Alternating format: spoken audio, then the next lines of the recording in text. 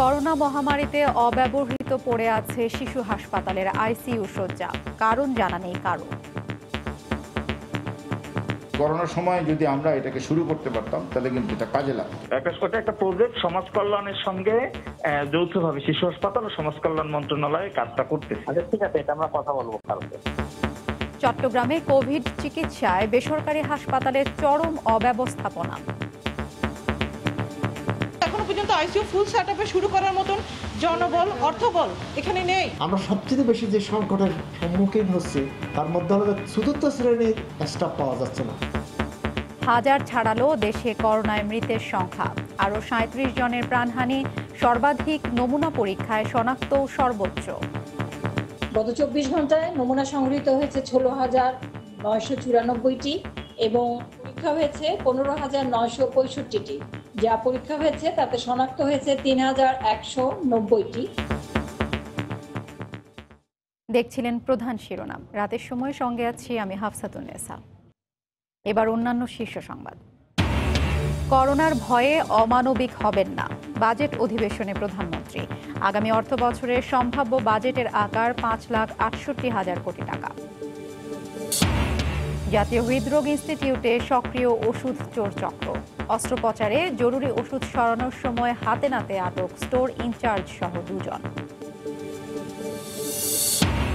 পদ্মা সেতুতে বসল ৩১তম span. Jazeera থেকে মাঝ নদীতে টানা ২৯টি স্প্যানে দৃশ্যমান ৪.৫ কিলোমিটারের বেশি।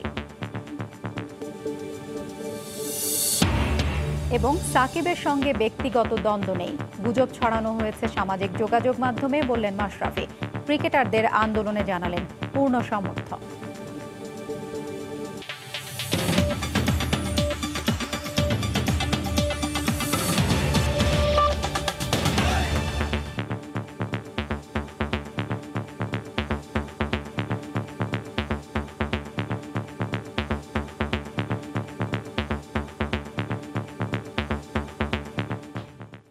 করোনা মহামারীতে যখন আইসিইউ নিয়ে হাহাকার, তখন ৭০ কোটি টাকা ব্যয়ে প্রস্তুত ১০টি আইসিইউ শয্যা পড়ে আছে অবহেলায়। ঢাকার শিশু হাসপাতালের নিবিড় পরিচর্যা শয্যাগুলো কেন ব্যবহার উপযোগী করে তোলা হচ্ছে না, সে প্রশ্ন খোদ আইসিইউ প্রধানেরই। হাসপাতাল পরিচালক দিলেন নানা অজুহাত। রাশেদ লিমনের রিপোর্ট।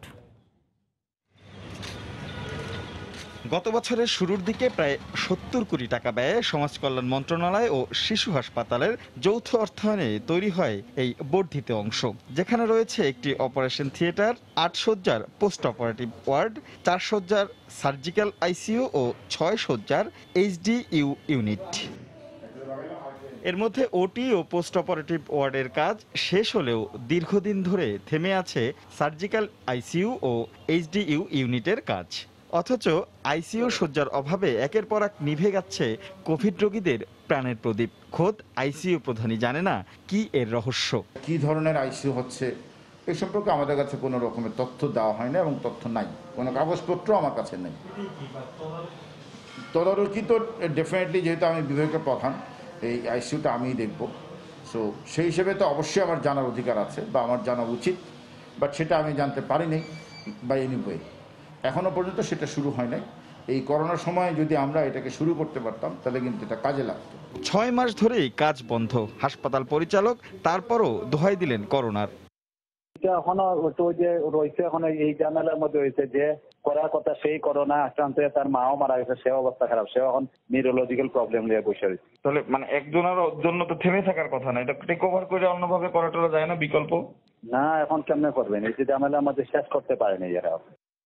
বিষয়টি খতিয়ে দেখার আশ্বাস স্বাস্থ্য অধিদপ্তরের।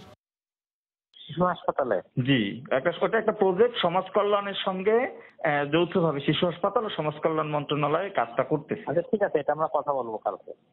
দেশে কোভিড চিকিৎসায় বরাদ্দকৃত আইসিইউ শয্যার সংখ্যা ৩৯৯টি। রাশেদ লিমন, সময় সংবাদ, ঢাকা। চট্টগ্রামে করোনা রোগীদের জন্য নতুন করে বরাদ্দ দেয়া ৩টি হাসপাতালে নানা সমস্যায় জর্জরিত। এর মধ্যে হলি ক্রিসেন্ট চালু হলেও তেমন কোনো সুবিধাই পাচ্ছেন না রোগীরা। আর বাকি দুটি কখন চালু হবে তা নিশ্চিত করে কেউ বলতে পারছেন না। আশরাফুল আলম মামুনের ক্যামেরায় বিস্তারিত জানাচ্ছেন পার্থপ্রতিম বিশ্বাস। আমরা একদম না খেয়ে উপবাস, এখানে দোকানও কিছু পাইনি। আমরা অনেক কষ্ট থেকে কারো কাছে আন্তরিকতাটা পেলাম না, এটা একটা বড় দুঃখ আমাদের। 14 দিনে 400 টাকা পাইছি ভাত খাওয়ার জন্য, মানে একবেলা খাইছি আর একবেলা খাইনি, এরকম অবস্থা গেছে। নানা অব্যবস্থাপনার কথা তুলে ধরে ক্ষোভ প্রকাশ করেন বেসরকারি হোলি ক্রিসেন্ট হাসপাতালের নার্স ও ওয়ার্ড বয়রা। 1 জুন থেকে করোনা রোগীদের চিকিৎসার জন্য নতুন করে হাসপাতালটি কার্যক্রম শুরু করে। একদিকে যেমন ডাক্তার স্বল্পতা, তেমনি চতুর্থ শ্রেণীর কর্মচারীদের সংকটও প্রকট। পাশাপাশি 10টি আইসিইউ থাকলেও অক্সিজেন স্বল্পতার কারণে শুরু করা যায়নি সংকটাপন্ন রোগীদের সেবা। চিকিৎসা কার্যক্রমের সাথে জড়িতদের অভিযোগের শেষ নেই।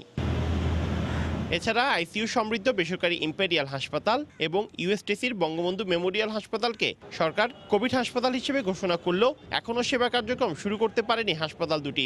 আমরা আস্তে আস্তে পর্যায়ক্রমে সিলিন্ডারগুলো বাড়াইছি। আমাদের যে ম্যান পাওয়ারগুলো বিভিন্ন উপজেলা থেকে দেওয়া হয়েছে, বিভিন্ন জায়গা থেকে। পাশাপাশি হঠাৎ করে একটা নতুন জায়গায় তাদেরকে সেট আপ করতে আমাদের একটু সময় লেগেছে। প্রতিনিয়ত এখানে রোগী পাচ্ছি, কিন্তু আমরা রোগীদেরকে নিরাশ করে আমাদের ফিরাই দিতে হচ্ছে। কারণ আমাদের এখানে আইসিইউ আছে, কিন্তু এখনো পর্যন্ত আইসিইউ ফুল সেটআপে শুরু করার মতন জনবল, অর্থবল এখানে নেই। বিশেষজ্ঞ ডাক্তার ও জনবল সংকটের কারণে এই পরিস্থিতির সৃষ্টি হয়েছে বলে মনে করেন বিএমএ সভাপতি। আমরা সবচেয়ে বেশি যে সংকটের সম্মুখীন হচ্ছে তার মধ্যে হলো চতুর্থ শ্রেণীর স্টাফ পাওয়া যাচ্ছে না। তবে স্বাস্থ্যসেবায় ৮০% কাজ সম্পন্ন হবার দাবি সিভিল সার্জনের। চট্টগ্রামের স্বাস্থ্যসেবার জন্য মানুষকে যে প্রতিশ্রুতি দিয়েছিলাম সেগুলো প্রতিফলনে আমরা প্রতিশ্রুতিবদ্ধ এবং অলরেডি আমাদের প্রায় ৮০% কাজ সম্পন্ন হয়েছে। চট্টগ্রামে করোনায় আক্রান্ত হয়ে এখন পর্যন্ত ১০০ জনের মৃত্যু হয়েছে।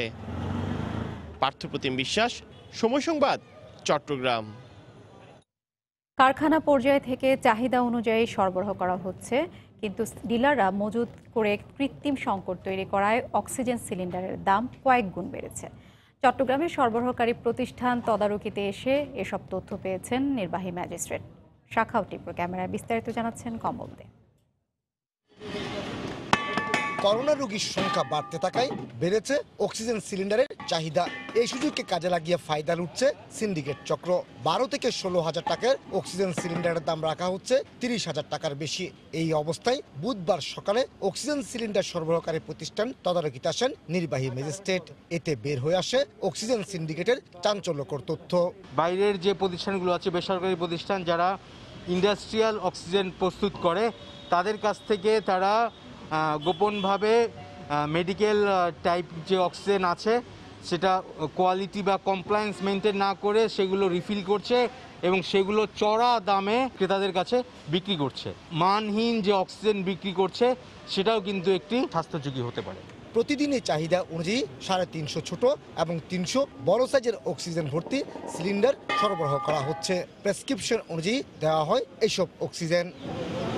অক্সিজেন সিলিন্ডার সরবরাহকারী প্রতিষ্ঠানের দাবি, বর্তমানে অক্সিজেনের কোনো সংকট নেই, শুধুমাত্র একটি অংশ অপ্রয়োজনীয়ভাবে বাসায় মজুত করেছে অক্সিজেন সিলিন্ডার, আরেকটি অংশ কৃত্রিম সংকট সৃষ্টি করে বাজারে তার দাম বাড়িয়েছে। সরবরাহকারীর পক্ষ থেকে কোনো দাম বাড়ানো হয়নি বলে দাবি করা হয়েছে। রেগুলার গ্যাসের কোনো সংকট নেই, গ্যাস আছে অ্যাভেলেবেল, সিলিন্ডারের সংকট আছে, নতুন যদি কেউ কিনতে যায় সেটা সংকট আছে। তবে মাঠের চিত্র পুরো ভিন্ন। অনেকগুলো পাওয়া যাচ্ছে না অক্সিজেন সিলিন্ডার, পাওয়া গেল দাম অনেক বেশি। প্রায় এখান থেকে রিফিল নিয়ে যায়। এখন ওনারাও আজকে কয়েকদিন থেকে ওখান থেকে সাপ্লাই দিতে পারছে না, বিধায় ওনারা গ্যাসটা রিফিল করে আমরা নিয়ে যেতে পারছি না, যার জন্য আমাদের খুব কষ্ট হয়ে যাচ্ছে। এখন চট্টগ্রামে বর্তমানে 3000-এর বেশি করোনা রোগীর পাশাপাশি আরও কয়েক হাজার শ্বাসকষ্টের রোগী রয়েছেন যাদের অক্সিজেনের প্রয়োজন। কমল দে, সময় সংবাদ, চট্টগ্রাম। দেশে করোনায় মৃতের সংখ্যা 1000 ছাড়িয়েছে। গেল 24 ঘন্টায় মারা গেলেন আরও 37 জন। একদিনে সর্বোচ্চ নমুনা পরীক্ষায় রেকর্ড 3190 জন শনাক্ত হয়েছেন। দুপুরে স্বাস্থ্য অধিদপ্তরের নিয়মিত বুলেটিনে এ তথ্য জানানো হয়। এ সময় মাস্ক ব্যবহার এবং হাত ধোয়ার উপর আবারও গুরুত্ব দেওয়া হয়। দেশে করোনা হানা দেওয়ার 3 মাস পেরিয়ে চতুর্থ মাসে এসে 1000 ছাড়ালো মৃতের সংখ্যা।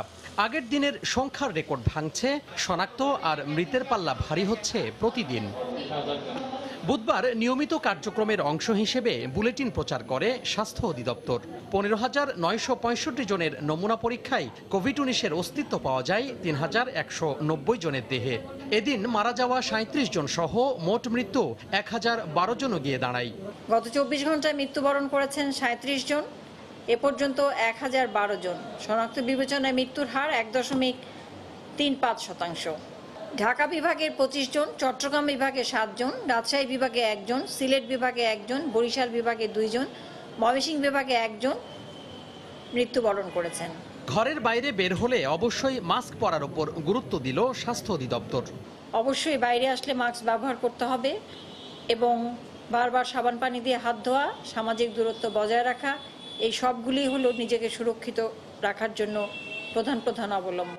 গত 24 ঘন্টায় এ ভাইরাস থেকে সুস্থ হয়েছেন 563 জন সহ এ পর্যন্ত মোট 15,819 জন। সুরক্ষিত রাখবেন। তোহা খান তামিম, সময় সংবাদ, ঢাকা। করোনা পরিস্থিতি নিয়ে স্বাস্থ্য অধিদপ্তরের আজকের বুলেটিন বিশ্লেষণ করেছেন রিপোর্টার আফজাল হোসেন। 95তম দিনে এসে আমরা দেখছি যে দেশে করোনায় মৃতের সংখ্যা 1000 ছাড়িয়েছে এবং আক্রান্তের সংখ্যা প্রায় কিন্তু 75,000। আমরা যদি শুরুতেই আজকের দিনের বাংলাদেশের করোনার সার্বিক চিত্র যদি দেখি তাহলে দেখতে পাবো যে আজকে মোট নমুনা পরীক্ষা করা হয়েছে 15,965টি। 3,190 জনের দেহে করোনা ভাইরাস শনাক্ত হয়েছে।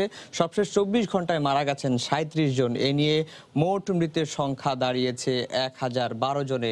সবশেষ 24 ঘন্টায় সুস্থতার খবর যেটি আমরা দেখছি যে 563 জন সুস্থ হয়েছেন। এ নিয়ে মোট সুস্থ হলেন 15,899 জন। 8ই মার্চ প্রথম করোনা রোগী শনাক্ত হয়েছিল। এরপরে 1 মাস পর্যন্ত অর্থাৎ 8 এপ্রিল পর্যন্ত সংক্রমণের হারটি একেবারেই স্বাভাবিক ছিল। 8 এপ্রিলের পরই কিন্তু আমরা দেখছি যে লাফিয়ে সংক্রমণের হার বেড়েছে, এখনও যেটি বাড়ছে এবং 10 জুনে এসে যেটি দেখছি যে আমরা সর্বমোট করোনা আক্রান্ত রোগীর সংখ্যা দাঁড়িয়েছে 74,865 জনে। 4 জুন থেকে 10 জুন পর্যন্ত সংক্রমণের হারটি কিন্তু 20 থেকে 21-এর মধ্যেই সংক্রমণের হার ছিল। 10 জুন আগের রেকর্ড ছাড়িয়ে গিয়ে আমরা দেখছি যে আজকে রোগী শনাক্ত হয়েছিলেন 3,190 জন। শনাক্ত বিবেচনায় মৃত্যুর হার দেখি তাহলে দেখতে পাবো যে নারী শনাক্ত বিবেচনায় মৃত্যুর হার 23% এবং পুরুষ মৃত্যুর হার কিন্তু 77%। এর মধ্যে সবচেয়ে বেশি মারা গেছেন হচ্ছে 51 থেকে 60 বছর বয়সী ব্যক্তি, তারা হচ্ছেন 29.62%। স্বাস্থ্য অধিদপ্তর বারবারই বলছেন যে নিজে সচেতন হতে হবে, নিজে সচেতন থাকলে, পরিবার পরিজনকে সচেতন করলেই কেবলমাত্র করোনার যে সংক্রমণ সেটি থেকে আমাদের মুক্তি মিলবে। রাতের সময় আরও থাকছে। রংপুর অঞ্চলে 1 দশকের মধ্যে ধানের দামের রেকর্ড। সংকটের মধ্যেও লাভের মুখ দেখায় খুশি কৃষক। সরকারি পদক্ষেপের প্রভাব বলছে কৃষি বিভাগ।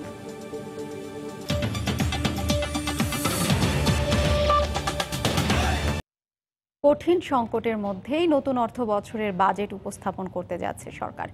কেউ মনে করছেন এটি হওয়া দরকার টিকে থাকার বাজেট। কারো মতে সংকট থেকে উদ্ধার নয়, বাজেটে মনোযোগ দিতে হবে উত্তরণের কৌশল নির্ধারণে। যদিও সরকারের বাজেট ভাবনায় প্রাধান্য পাচ্ছে বিনিয়োগ ও কর্মসংস্থান ইস্যুই। জুবার ফয়সালের রিপোর্ট। আই নাই লকডাউনের পর কোনো আইটাই কিছু নাই। আজহার মিয়া 4 বছর ধরে তুরাগের বুকে চলমান বৈঠার উপর টিকে আছে তার 5 জনের সংসার। করোনাকালীন দীর্ঘ সময়ে আয় নেমেছে শূন্যে, জমানো পুঁজি শেষে এখন একেবারেই নিঃস্ব। করোনা ঝড়ে দেশ জুড়ে কর্মহীন বহু মানুষ, অর্থনীতির সূচকে ছন্দপতন। এর মধ্যেই নিয়ম করে উপস্থিত রাষ্ট্রীয় আয় ব্যয়ের বাৎসরিক খতিয়ান, বাজেট ঘোষণার ক্ষণ। জীবন আর জীবিকার তাগিদে বিশ্ব জুড়ে প্রতি মুহূর্তেই বদলাচ্ছে নীতি আর কৌশল। এই দুর্যোগে সচ্ছল জনগোষ্ঠীর লড়াই করার রসদ থাকলেও প্রান্তিক মানুষগুলো অনেকটাই অসহায়। এমন বাস্তবতায় দেশের সর্বস্তরের মানুষের চাওয়া বাজেট হোক শিক্ষা, স্বাস্থ্য সুরক্ষা আর কর্মসংস্থান নিশ্চিতের চাবিকাঠি। যারা ধনী, যারা বড় লোক, ওরা তো 2-4 মাস খাওয়ার মতন টাকা সবসময় থাকে। এমপ্লয়মেন্ট করার ক্ষেত্র সরকার তৈরি করেছে। এই ক্ষেত্রগুলো শেষ হলেই কিন্তু আমাদের যে গ্যাপটা এই 6 মাস বা 4 মাসে তৈরি হয়েছে ঘুচে যাবে। রপ্তানি আদেশ অনেক বাতিল হওয়ার পরও কিন্তু আমরা এখনো কোনো শ্রমিক ছাঁটাই করিনি। শিল্প, স্বাস্থ্য সহ কৃষি খাতগুলো আছে সেগুলোকে অগ্রাধিকার দিয়ে আসলে বাজেট তৈরি করা উচিত। নীতি নির্ধারকদের মতে আপৎকালীন ধরে নিয়ে উৎপাদন বহুমুখীকরণ ও প্রযুক্তিগত সক্ষমতা বৃদ্ধিকে গুরুত্ব দিয়ে মুদ্রা ও রাজস্ব নীতির সমন্বয় করতে হবে বাজেটে। জনস্বাস্থ্য খাতে বিনিয়োগ আসলে পরোক্ষভাবে অর্থনৈতিক বিনিয়োগ। কোনোভাবেই যেন চাহিদা ও যোগানের জটিলতার কারণে কৃষক ন্যায্য মূল্য হতে বঞ্চিত না হয়। তবে প্রচলিত বাজার ব্যবস্থাকে সক্রিয় রেখেই বিনিয়োগ ও কর্মসংস্থান বৃদ্ধিতে জোর দিচ্ছেন পরিকল্পনা মন্ত্রী। করোনার চাপের মধ্যে আমরা এটা করছি, আমরা একানে সারা বিশ্বই করছি। এই বাজেটের বিশেষত্ব এটাই হবে, ব্যয়ের পুনর্বিন্যাসের প্রয়োজন হবে। বৃহস্পতিবার জাতীয় সংসদে 2020-21 অর্থ বছরের বাজেট উপস্থাপন করবেন অর্থমন্ত্রী, যার সম্ভাব্য আকার হতে পারে 5,68,000 কোটি টাকা। জুবায়ের ফয়সাল, সময় সংবাদ, ঢাকা। জাতীয় হৃদরোগ ইনস্টিটিউট থেকে ওষুধ চুরির সময় হাতে নাতে আটক করা হয়েছে প্রতিষ্ঠানটির একজন ফার্মাসিস্ট ও স্টোর ইনচার্জকে। বুধবার হৃদরোগ ইনস্টিটিউটে অভিযান পরিচালনা করে এনএসআই। আটককৃতদের প্রাথমিক জিজ্ঞাসাবাদ করে পুলিশের কাছে হস্তান্তর করা হয়েছে বলে জানায় এনএসআই কর্তৃপক্ষ। সরকারি ওষুধ চুরি করে তা বিক্রি করছে একটি চক্র, এমন গোপন সংবাদের ভিত্তিতে রাজধানীর জাতীয় হৃদরোগ ইনস্টিটিউটে অভিযান পরিচালনা করে জাতীয় নিরাপত্তা গোয়েন্দা সংস্থা। এ সময় জাতীয় হৃদরোগ ইনস্টিটিউটের ওষুধ চুরি করে বিক্রির সময় হাতে নাতে আটক করা হয় প্রতিষ্ঠানটির ফার্মাসিস্ট নির্মল সরকার ও স্টোর ইনচার্জ বশিরউদ্দিন আহমেদকে। তাদের কাছে 1.5 লক্ষ টাকার ওষুধ পাওয়া যায়। জাতীয় নিরাপত্তা গোয়েন্দা সংস্থার পক্ষ থেকে জানানো হয়, এই চক্রটি দীর্ঘদিন ধরে অবৈধভাবে সরকারি ওষুধ চুরি করছিল। আটককৃত দুজনকে প্রাথমিক জিজ্ঞাসাবাদ করে পুলিশের কাছে হস্তান্তর করা হয়েছে। এছাড়াও রাজধানীর শেখ হাসিনা জাতীয় বার্ন অ্যান্ড প্লাস্টিক সার্জারি ইনস্টিটিউটের সরকারি ওষুধ চুরি করতে গিয়ে হাতে নাতে ধরা পড়েছে senior staff nurse Tapan Kumar. 9 June তাকে হাতে নাতে আটক করে জাতীয় নিরাপত্তা গোয়েন্দা সংস্থা। তরিকুল ইসলাম সৌরভ, সময় সংবাদ, ঢাকা। ব্রাহ্মণবাড়িয়া, আশুগঞ্জ ও সিলেটের ফেঞ্চুগঞ্জে জাতীয় গ্রিড লাইনের ত্রুটির কারণে ব্রাহ্মণবাড়িয়া, কিশোরগঞ্জ, হবিগঞ্জ সহ 6 জেলায় বিদ্যুৎ সরবরাহ বন্ধ হয়ে গেছে। এ বিষয়ে বিস্তারিত জানাতে শহরের কুমারশীল মোড় এলাকায় আছেন রিপোর্টার উজ্জ্বল চক্রবর্তী। সরাসরি যাচ্ছি তার কাছে। উজ্জ্বল,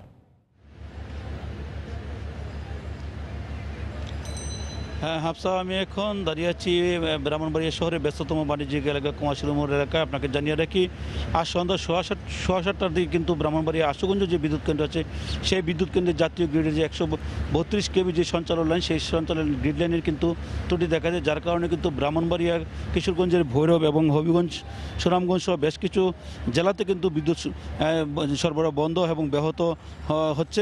কিছুক্ষণ আগে আমি কথা বলেছিলাম ব্রাহ্মণবাড়িয়া আশুগঞ্জ বিদ্যুৎ কেন্দ্রের যে ব্যবস্থাপনা পরিচালক আছেন প্রকৌশলী সাজ্জাদুর রহমান, তিনি আমাকে জানিয়েছেন যে তারা ত্রুটি শনাক্ত করতে পেরেছেন, যার ত্রুটিযুক্ত হওয়ার কারণে কিন্তু আসলে 132 কেবি যে সঞ্চালন লাইনটি সেটি কিন্তু বিঘ্ন সৃষ্টি হয়, যার কারণে ব্রাহ্মণবাড়িয়া শহর থেকে শুরু করে আশেপাশের জেলাগুলোতে বিদ্যুৎ সরবরাহ ব্যাহত হয়। তিনি বলছেন যে কারখানার নিজস্ব প্রকৌশলীরা বিদ্যুৎ সরবরাহ বন্ধ হওয়ার পর থেকে কিন্তু তারা বিদ্যুৎ লাইন সচল করার জন্য চেষ্টা করে যাচ্ছেন।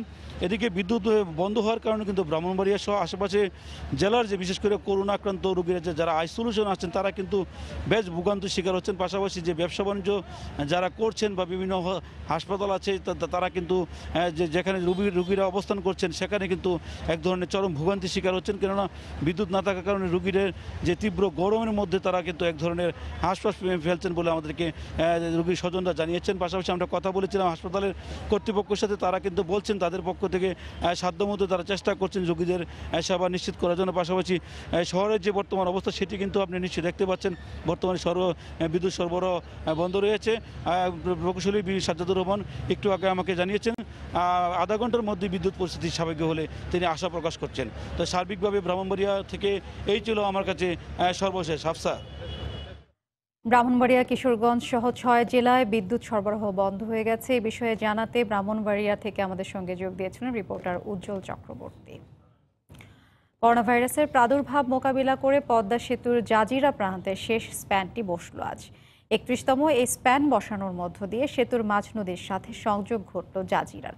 ফলে জাজিরা থেকে মাঝ নদী পর্যন্ত একসাথে দৃশ্যমান এখন টানা 29টি স্প্যান। সব মিলে সেতু দৃশ্যমান 4650 মিটার। এরপর থেকে বাকি সব স্প্যান বসবে মাওয়া প্রান্তে। সাইফুল ইসলামের ছবিতে এহসান জুয়েলের রিপোর্ট। অনেক দূর থেকে তাকালে মনে হয় সরু চুলের মতো লম্বা একটা রেখা নদীর উপর এপাশ থেকে ওপাশ চলে গেছে, মধ্যখানে শুধু একটা স্প্যানের বিরতি। জাজিরা পারে টানা বসানো আছে 16টি স্প্যান। মাঝের একটি বিরতির পর মাঝ নদীতে আবারও টানা বসানো আছে 12টি। এবার মাঝেরটি বসানোর পালা। বুধবার সকাল 9টায় মাওয়ার ইয়ার্ড থেকে স্প্যান নিয়ে 3.5 কিলোমিটার দূরত্বে রওনা দেয় ক্রেন, কিন্তু বাধা হয়ে দাঁড়ায় নদীর তীব্র স্রোত। মূল নদীতে স্রোতের বাধা পেরোনোর পর আবারও ট্রেন আটকে যায় নদীর তলদেশে পলির কারণে। ঘণ্টা দেড়েকের চেষ্টায় আবারও শুরু হয় কাজ। দুপুর 1টা নাগাদ স্প্যান নিয়ে আসা যায় নির্ধারিত পিলারের কাছে। শুরু হয় বসানোর তৎপরতা। সাম্প্রতিক সময়ে অন্য স্প্যানগুলো বসাতে 2 দিন করে সময় নেওয়া হলেও দিনে দিনেই বসিয়ে ফেলার চেষ্টা করা হয় 31তম স্প্যানটি। স্বাস্থ্যবিধি মেনে ইয়ার্ড থেকে নিয়ে এসে পিলারের উপর তুলতে সব মিলে সময় লাগে 7 ঘন্টার বেশি। 31তম স্প্যানটি স্থাপনের মধ্য দিয়ে সেতু 4650 মিটার দৃশ্যমান, আর বাকি থাকলো 10টি স্প্যান। এই স্প্যানটির ফলে এখন জাজিরার শেষ পিলারটি থেকে শুরু করে মাওয়ার দিকে টানা 29টি স্প্যান দৃশ্যমান করা হলো। মাওয়া প্রান্তে বসানো আছে মাত্র 2টি। বর্ষা এখনো শুরু হয়নি, তবে পদ্মার প্রবল স্রোত তার অস্তিত্ব জানান দিতে শুরু করেছে। 31তম স্প্যানটি বসানোর মধ্য দিয়ে জাজিরা প্রান্ত থেকে মাঝ নদী পর্যন্ত স্প্যান বসানোর কাজ শেষ। তবে মাওয়া প্রান্তে যে 10টি স্প্যান বাকি আছে, চলতি বছরের মধ্যে সেগুলো বসাতে হবে প্রবল ওই স্রোতের সঙ্গে পাল্লা দিয়েই। এহসান জুয়েল, সময় সংবাদ, জাজিরা, শরীয়তপুর। উত্তরের জনপদ রংপুর অঞ্চলের বাজারে 900 টাকা পর্যন্ত উঠেছে ধানের দাম, গত 10 বছরের মধ্যে যা সর্বোচ্চ। করোনার প্রভাবে খাদ্য সংকটের শঙ্কা আর সরকারের সময়োপযোগী পদক্ষেপে কৃষকরা এই মহাসংকটেও লাভের মুখ দেখছে বলে মনে করছে কৃষি সম্প্রসারণ ও বিপণন অধিদপ্তর। তারিকুল ইসলামের ক্যামেরায় রংপুর থেকে রতন সরকারের রিপোর্ট। করোনা বিপন্ন পৃথিবী, তবে প্রকৃতি বিমুখ করেনি উত্তরের কৃষকদের। অন্যান্য বছর কষ্টের ধান বাজারে নিয়ে দাম শুনে হতোদ্যম হলেও এবারের চিত্র ভিন্ন। প্রকারভেদে 8 থেকে 900 টাকা ধানের এখন চলতি বাজার। চিকন ধানটা ওটা মনে করেন 900 আর মোড়াটা 800। খোলা বাজারে যদি 1000 টাকার মতো ধান এসে যায়, সেক্ষেত্রে মানুষ তো এলএসডি গোডাউনে যাবে না। কৃষি বিপণন বিভাগ বলছে, সঠিক সময়ে সরকারের ধান চাল কেনার পদক্ষেপে এবার শুরু থেকেই ধানের ভালো দাম পাচ্ছে কৃষকেরা। 36 টাকা তো কম না, কিন্তু অনেক টাকা। তো 36 টাকা এদিকে 26 টাকা, দুইটাই কিন্তু ভালো দর, যার ফলে একটু ওটার একটা বিশাল প্রভাব আছে মার্কেটে। ব্যবসায়ীরা বলেন আর আমাদের জনগণই বলেন, সবাই আমরা মোটামুটি ধারণা করছি যে আমাদের খাবার আমাদেরকেই তৈরি করতে হবে, আমাদেরকেই পোষাতে হবে, এবং এই জন্য খাদ্যের যে দাম কমবে বলে সারা বিশ্বে মনে হয় না, যার জন্যই আমার মনে হয় যে এবারে ভালো দামটা পাচ্ছে। রংপুর বিভাগের 8 জেলায় এবার 31 লাখ মেট্রিক টন চাল উৎপাদনের লক্ষ্য ছাড়িয়ে আরও 2 লাখ টন বাড়তি উৎপাদনের আশা করছে কৃষি বিভাগ। রতন সরকার, সময় সংবাদ, রংপুর।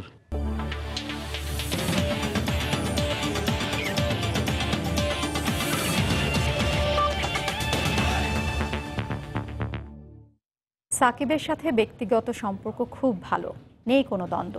মূলত ফেসবুকে লাইক কমেন্ট পাওয়ার জন্যই সাকিব ও মাশরাফিকে নিয়ে বিভিন্ন গল্প সাজায় কিছু মানুষ, এমনটাই মন্তব্য করেছেন সাবেক অধিনায়ক মাশরাফি বিন মুর্তজা। ক্রিকেটারদের আন্দোলনকে পূর্ণ সমর্থন করেন মাশরাফি বিন মুর্তজার সাক্ষাৎকারের 3 পর্বের দ্বিতীয় পর্ব আজ, জানাচ্ছেন হুমায়ুন কবির রোজ।